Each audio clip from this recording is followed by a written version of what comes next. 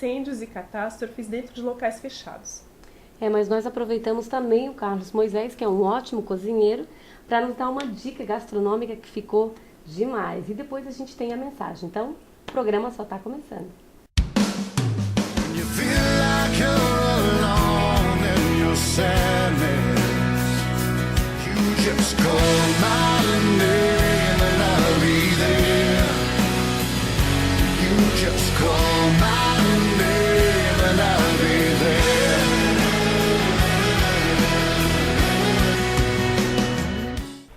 Recentemente, nós testemunhamos uma verdadeira catástrofe, um evento que chocou o Brasil e também outros países. Bom, nós estamos falando de uma catástrofe realmente que aconteceu e que já repercutiu de várias formas, mas é sempre bom relembrar para que possamos evitar novas ocorrências semelhantes.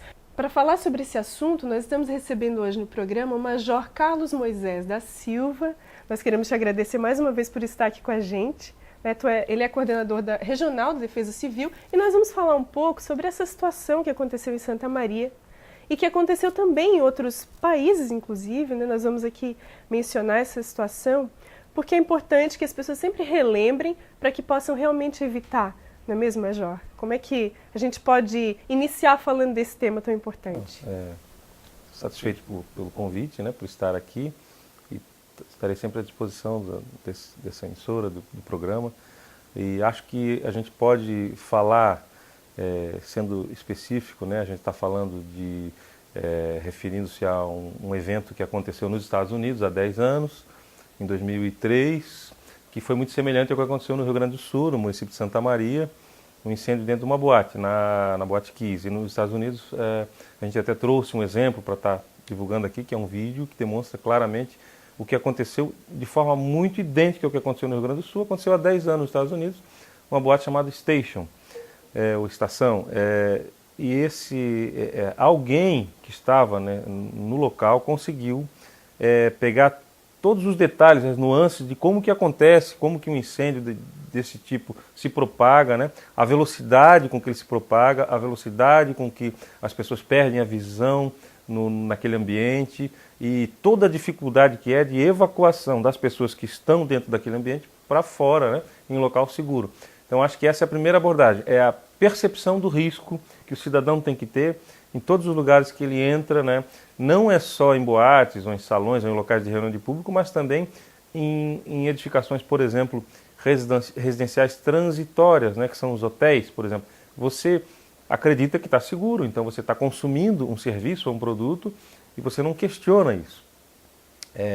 Acho que o cidadão ele tem que começar, e essa é uma parcela de contribuição do cidadão, porque a gente sempre imagina, o poder público tem que regular essas situações, de fato tem, não pode ser omisso. Mas você não consegue estar em todos os lugares ao mesmo tempo, como poder público. O cidadão que tem a percepção de risco consegue. Então, o Estado vai lá, faz uma fiscalização, por exemplo, e está tudo ok. Vira as costas, algo é transformado naquele ambiente. É o papel do cidadão, né? Porque o Estado vai voltar ali provavelmente uma vez por ano para fiscalizar, quando são locais de venda de ingresso, que tem alvarás, que funcionam. Basicamente é uma visita anual. Então, o cidadão tem que perceber o risco. Acontece nessas situações a gente remete mesmo a essa responsabilidade do poder público, né? Como tu estavas comentando, mas é responsabilidade do cidadão também, só reforçando, que monitore, que ajude, que contribua também, que dê a sua parcela de contribuição, né, nesse processo todo. Enquanto a gente está assistindo, enquanto a gente conversa aqui, vamos passando algumas imagens, só lembrando que essas imagens não são de Santa Maria, apesar da semelhança das ocorrências, né, das situações. E eu queria te perguntar, como que o cidadão ele pode contribuir efetivamente com a prevenção dessas situações, dessas ocorrências? Então, o primeiro passo é o seguinte, você percebe que esse desastre que aconteceu lá em Santa Maria e nessa boate que nós vamos passar dos Estados Unidos, tem ação humana direta. Então já começa aí, o sujeito que botou fogo na boate, que acendeu um material ali, pirofórico, ele contribuiu para o evento. O sujeito que alterou o material construtivo da boate, que colocou material combustível ali dentro, material tóxico, que, né, emana fumaça tóxica, também contribuiu para o evento. O sujeito que vendeu os ingressos, contratou aquele espaço, alugou e superlotou aquele local, contribuiu para o evento.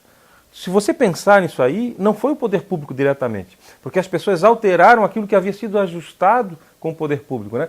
Então nós temos um problema, assim, a separação do Estado com o cidadão, né? Nós somos o Estado, né? Nós temos a condição de fiscalizar também.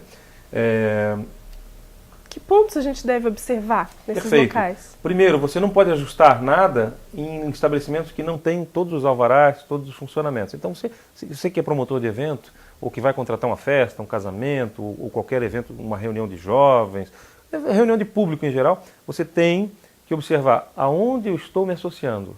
Esse local tem todas as licenças, esse é o primeiro passo. E a gente sabe que o cidadão muitas vezes não procura isso, né? Boa parte procura o que é mais fácil, o que é mais barato, o que é mais viável para aquele evento dele. Essa é uma cultura que tem que ser transformada, né? Mas nós estamos falando aqui de uma maneira de um conhecimento técnico, né? Nós estamos falando aqui do Estado, né, que deveria cuidar dessa parte. Também estamos falando daquele cidadão responsável que deve observar, que vai promover um evento. Mas assim, a gente falando um pouco sobre aquela pessoa que simplesmente compra ingresso e quer assistir um show, quer se divertir. Quais são, assim, pontos simples que ela pode observar ao chegar no local? Então, ele saber que o estabelecimento é regular. Esse já é um ponto importante para o cidadão. Olha, eu quero saber se é regular. Se ele não tiver acesso a isso, ele vai adentrar o estabelecimento e tentar se localizar. Se tem sinalização de indicação de saída. Saída de emergência. São placas que indicam onde estão as saídas de emergência. Sim. Ele localiza as saídas, sabe o percurso até elas e ele pode se posicionar naturalmente em um local que ele tem uma referência para onde ele vai, né? Olha, eu estou aqui nesse ponto e eu até lá eu me localizo. Nós temos projeto de lei em andamento, que está sendo apresentado aqui em Santa Catarina, para que todo evento que aconteça em qualquer ambiente, com venda de ingresso e tal, haja um momento em que o responsável pare o evento, assim como se faz em avião, como se faz no navio, no transatlântico, para as viagens, diga, olha, aqui tem uma saída de emergência, aqui tem outra, você tem placas de iluminação, você tem iluminação no chão. Se faltar luz no evento, mas você vai ter iluminação no chão, vai te dar um corredor onde você vai circular e a luz tal te leva para a saída tal, a luz tal te leva para a saída tal. As pessoas que estão nesse ambiente, se precisarem sair para a saída de emergência, saiam por aquela saída. As que estão aqui, utilizem aquela saída. São informações simples, mas que você vai se sentir mais seguro, né? E perceber, né, que o local que você frequenta não tem materiais combustíveis, né, em abundância, ou que se tem foram tratados com material retardante, enfim. São coisas simples que você vai começando a aprender e se não souber e tiver dúvida de como checar isso, denunciar. Olha, eu frequento determinado ambiente e eu gostaria de saber, manda e-mail, o órgão público, o Corpo de Bombeiros tem o papel de fiscalizar, né, no que diz respeito a incêndio e pânico, então ele vai te dizer, vai te dar uma resposta. Não, aquele ambiente ele é regular ou está em processo de se tornar regular. Essa é a contribuição do cidadão, a denúncia, né? Aqueles que organizam o evento têm responsabilidade para isso, e daí a gente está propondo, né, nesse ano de 2003, que se estabeleça uma legislação que conceda ao poder público a capacidade de forçar o sujeito, né, que organiza o evento e aquele que tem o estabelecimento aberto a estar de acordo com as normas. É o poder de polícia regulamentado que os bombeiros ainda não têm em Santa Catarina, na maior parte das atividades. Bom, a gente vai assistir agora, Major, o vídeo, né, que tu disponibilizasse. E eu gostaria de te pedir assim, para estar descrevendo as cenas, porque a gente assistiu e realmente é bastante impactante. Então, se tu puderes descrever enquanto o público assiste. Então, o que a gente observou ali, né, nesse vídeo é um incêndio de propagação rápida, que tomou conta de todo aquele ambiente, a fumaça, por exemplo, em 1 minuto e meio, num local com material combustível inadequado, e com saídas de emergência também subdimensionadas. Você observa que o sujeito que está dentro da boate, ele está próximo do palco, assistindo o cantor da banda, ele está filmando o cantor, de repente ele leva o seu tablet, né, a sua filmadora, enfim, o celular para o lado direito, ele observa que incendiou, imediatamente ele volta a se posicionar naquela câmera, e quando ele vê que realmente é um princípio de incêndio, ele começa a andar em direção à saída e continua filmando. Dá para observar claramente que quando ele chega próximo da principal saída, ele tem 1 minuto aproximadamente, 1 minuto e 30, e todo o ambiente já foi tomado com fumaça e você não enxerga mais. Depois ele sai daquele ambiente e ao final do vídeo, a gente pode até estar pulando, mas mostrar que a saída de emergência fica obstruída, e obstruída por pessoas. E as pessoas não conseguem ser retiradas, e cerca de 100 pessoas morreram nesse evento. Lembrando que esse evento é um evento que aconteceu há 10 anos atrás nos Estados Unidos, e agora, né, a gente se depara aí com outra situação, infelizmente, né, essa fatalidade que chocou todo o país. Bom, as pessoas realmente têm a tendência de, daqui a pouco, né, voltar para esses locais, mas eu queria continuar esse assunto no segundo bloco. A gente volta em seguida com o programa.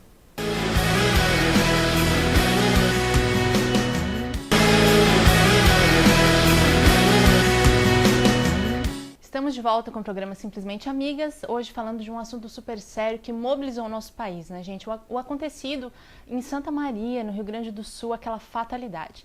E falando um pouco sobre defesa civil, sobre segurança nacional, nós estamos aqui com o Major Carlos Moisés, que é coordenador regional de Defesa Civil, né, Major? Quem está assistindo ao nosso programa, com certeza pôde ver aí no vídeo, né, um ocorrido nos Estados Unidos há 10 anos atrás, né, Major? E a história se repete. Como que a gente pode evitar isso? É possível que as pessoas acabem relaxando ou esquecendo dessas fatalidades que acontecem? Há uma mobilização nacional agora sobre defesa? Você tem notado uma mudança? Major, há uma perspectiva de uma maior segurança no nosso país a partir do ocorrido? Então, é uma pergunta difícil de responder porque, como você bem colocou, nos Estados Unidos, há 10 anos aconteceu isso. Os Estados Unidos é um país modelo em termos de segurança. Eu visitei os bombeiros dos Estados Unidos, os bombeiros canadenses. Em 1992, a gente se babava com a estrutura que eles tinham, equipamentos de sobra, com a norma de segurança que era aplicada aos fatos concretos lá. E aconteceu isso. Aconteceu o quê? Aconteceu algo semelhante. Quem assistiu o vídeo pôde observar que alguém soltou fogos num ambiente confinado. A espuma, né, o revestimento. Tinha um revestimento acústico inadequado, saída de emergência inadequada. Então, aconteceu num país que tinha norma, que deveria ser obedecida e que não foi obedecida. Portanto, o poder público não pode se afastar jamais da sua responsabilidade. Ele tem que fiscalizar, sim, ele tem que interditar, mas o cidadão, ele também é corresponsável, porque você não é onipresente, né? Então você vai lá e transforma uma realidade que tinha sido ajustada de uma forma, se faz de outra, não há com quem consiga fiscalizar dessa maneira. Volta aquela questão da conscientização do cidadão, então, né? A gente tem que estar alerta. Da informação, sim, da conscientização, de saber que realmente quem assistiu o vídeo pode observar que é impossível sair daquele ambiente em menos de 1 minuto. E em 1 minuto o ambiente estava tomado. Se alastra muito rápido, né? E a fogo, questão do pânico, que a pessoa não sabe como reagir numa situação dessa, né? Tem alguma uma norma de conduta, né? Quer dizer, as pessoas têm que se manter calmas. Mas como ficar calma, né? Principalmente se você tem 100 pessoas e 10 entram em pânico, esse pânico contagia. E aí você tem que andar, as pessoas morrem muitas pisoteadas, outras não conseguem sair, ficam confinadas, não atingem o seu objetivo e depois aí as chamas ou a fumaça tomam o ambiente, você não consegue sair. Mas qual a orientação? A orientação, num caso de incêndio, nesse caso específico, é você se manter um pouco mais abaixado, né? Principalmente se você já perceber que já tem chamas e que a temperatura do ambiente está aumentando. Por quê? Porque quanto mais alto, próximo do teto, mais quente é. Você pode proteger o rosto e a inalação com a camiseta, aqui na altura do nariz, né? E tentar descobrir onde é a saída de emergência. No caso, quem viu o vídeo percebe que era praticamente impossível.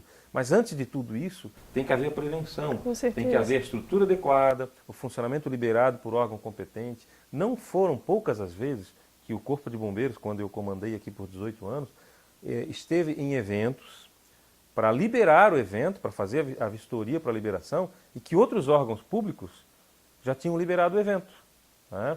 A Polícia Civil, as prefeituras, né? E nos municípios da nossa região. Isso era comum, eventos grandes. Ou seja, também precisa uma concatenação desses atos do poder público. Essa responsabilidade nós não podemos afastar nunca do poder público. O Brasil precisa se organizar nesse sentido. Por isso o projeto de lei do poder de polícia, né, de prevenção contra incêndio de pânico para o Corpo de Bombeiros, para ele agir independentemente dos outros órgãos. Se não tiver acatando as normas, perfeitamente. Esse é o objetivo do Corpo de Bombeiros. Esse é o objetivo, é uma demanda que nós temos. O governador está sensível a isso, Raimundo Colombo, juntamente com o presidente da Assembleia Legislativa, já temos conversado com essas pessoas. E Juarez Ponticelli agora, né, inclusive tubaronense. Então, quer dizer, a ideia é a gente encaminhar através do Executivo esse projeto para que ele seja aprovado por todos os deputados na Assembleia e que a gente consiga, então, ter uma condição de impor sanção para aqueles que não acatam a norma. E o cidadão, como a gente falou, a percepção do risco, né, é importante, e denunciar naquilo que não estiver de acordo. Só que para ele denunciar, ele precisa de um poder público forte. Se ele não tiver resposta, ele também vai entender que não é o caso de denunciar, né? Por isso o nosso pleito hoje para 2013 é exatamente esse. De certa forma, centralizar, né? Porque senão fica aquele jogo, vamos dizer assim, de ping-pong, né? Exato. É o bombeiro que passa para o Ministério Público, que passa para a polícia.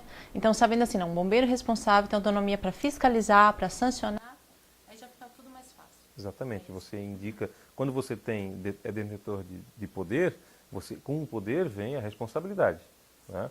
Então, nós estamos pedindo problema, mas é isso que nós queremos. É problema mesmo, para que a gente tenha responsabilidade, mas que também tenha condição de fiscalizar, impor sanção, né, impedir que o mal aconteça. E prevenir essas certeza. situações, né, Major? Esse é o principal, né? Okay. Nós queríamos, né, encerrar esse bloco. Não vamos nos despedir de ti já, porque a gente volta em seguida com uma dica gastronômica aí que o Major Moisés vai estar trazendo para nós, uma delícia, né, bobó de camarão. E aí a gente sai um pouquinho desse assunto tão sério, tão importante, refletindo sempre sobre a importância da prevenção e vai para um assunto mais tranquilo, né, para que você possa, para que nós possamos também aproveitar a tua presença aqui, né. Te agradecemos pelas informações e a gente volta em seguidinha no terceiro bloco do programa.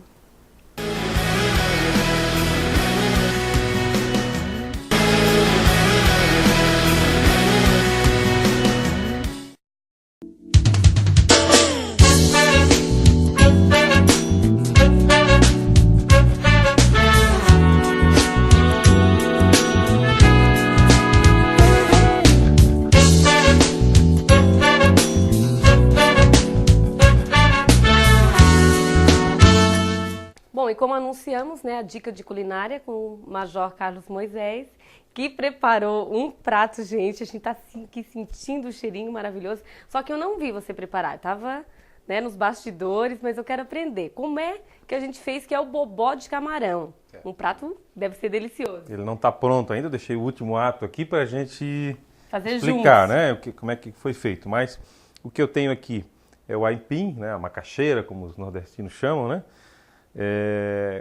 Cozida normalmente, tira o fiapinho ali, faz uma massa desse aipim, que pode ser batido no liquidificador, no processador ou até mesmo manualmente, socando, né?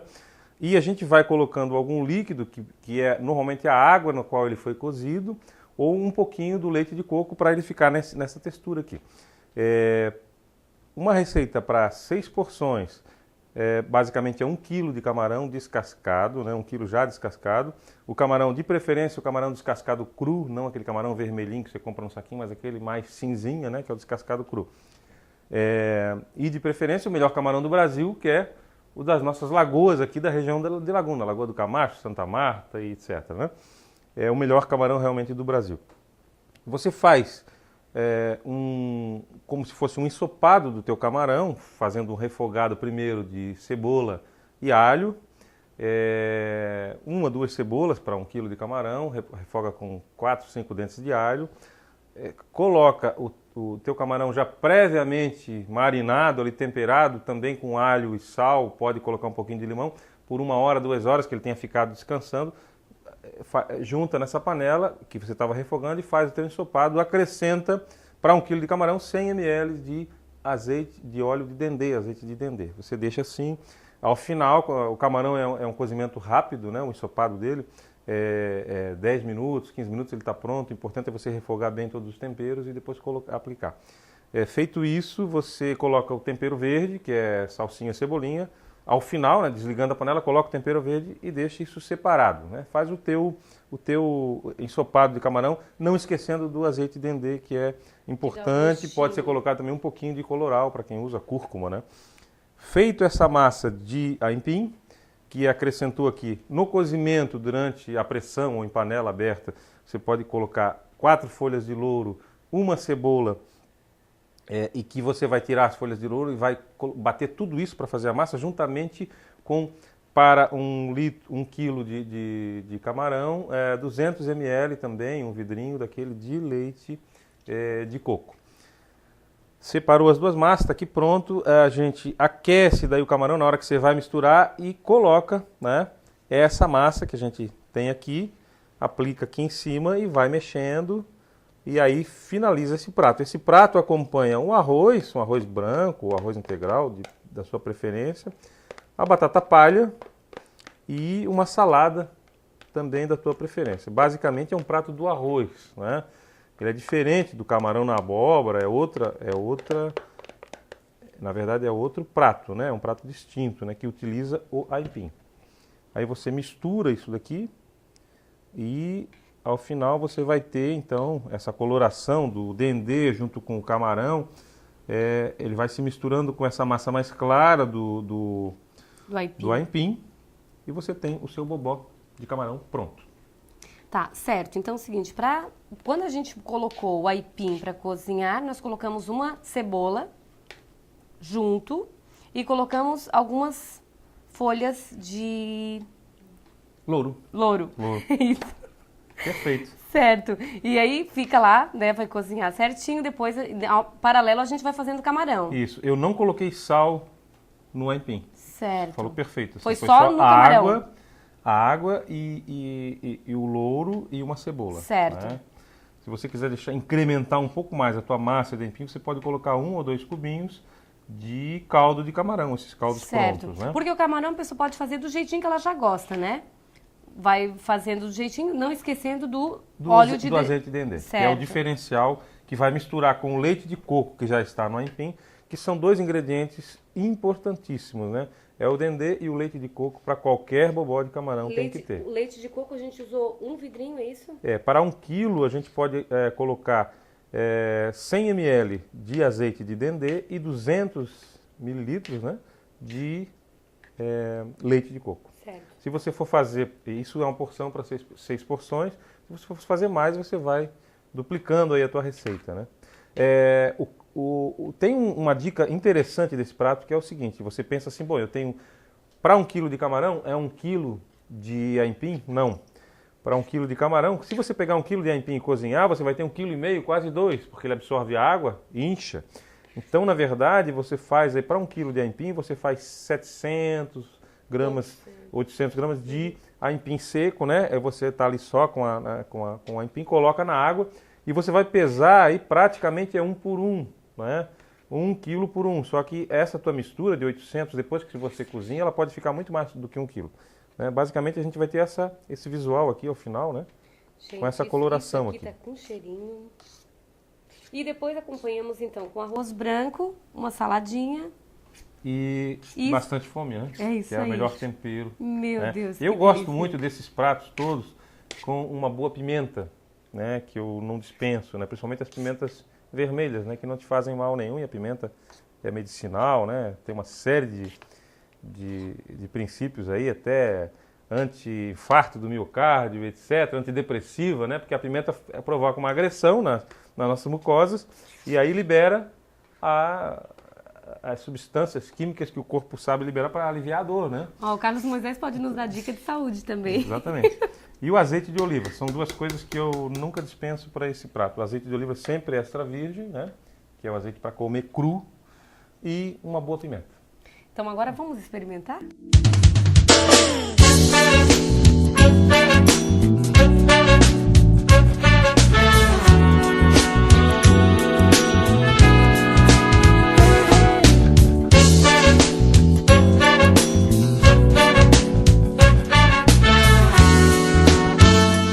Agora nós vamos experimentar.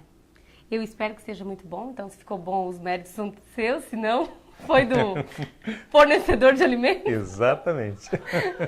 E eu espero que vocês tenham gostado dessa nossa dica, nós queremos agradecer a tua participação e já se sinta convidado para os próximos. Muito obrigado. Dica de saúde e tudo mais. Obrigado. Joia. E continue que tem mais programa para você.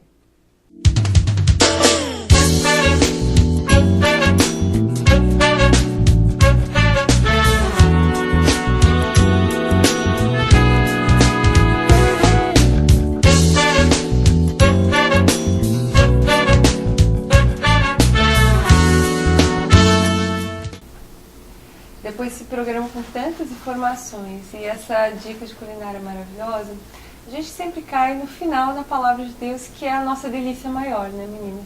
Embora a gente tenha aproveitado tudo, tantas informações importantes para a população, para nós, como cidadãs, né? A nossa responsabilidade também, mas há algo na palavra de Deus que sempre nos traz algo novo. E lá em Efésios, no capítulo 6, versículo 22, diz assim: foi para isso que eu vou lhe enviei, para que saibais a nosso respeito, e ele console o vosso coração. Diante de toda essa circunstância, algo sempre vem à nossa memória, que o Espírito Santo, aquele que foi enviado por Jesus, ele é o nosso Consolador. Tantas famílias foram desoladas diante desse acontecimento tão triste, tão devastador no nosso coração, mas duas coisas a gente sempre tem que lembrar: o Espírito Santo nos consola, nos traz o amor novamente e nos reconstitui. O mesmo Deus que nos fez, ele também nos refaz. Que o Senhor possa refazer a tua vida nesse dia, né? As famílias que foram atingidas, que o Senhor possa refazer. E eu clamo também a todos que estão nos assistindo, e para essas pessoas eu oro ao Senhor, que também possa refazer os responsáveis, porque essas pessoas também estão passando por muitas dificuldades. Que o Senhor possa refazer a alma e que elas possam enxergar algo em Deus que elas nunca enxergaram. Não olhar Deus do dinheiro como Deus supremo, mas o nosso Deus Criador, que fez os céus e a terra, que nos ama, que possa ser o nosso Deus nesse momento e sempre, mesmo no momento da dor e da aflição. Porque diz a palavra que mesmo que a gente ande pelos vales da sombra da morte, o Senhor sempre está conosco, né? Que Deus possa estar acompanhando a tua vida, guardando o teu coração, as famílias atingidas, o nosso carinho, a nossa oração e o nosso amor, o amor de Deus possa alcançar a tua vida. E eu realmente proclamo essa palavra sobre você, que o Deus que te criou possa te refazer neste momento, em nome de Jesus. As amigas ficam por aqui. O amigo verdadeiro, Jesus Cristo, nunca te abandona. É só você convidá-lo para entrar na sua vida, entrar na sua família, e que a tua vida possa ser nova todos os dias. Muito obrigada pela audiência, muito obrigada por estar nos assistindo, e até o próximo programa, se assim Deus permitir.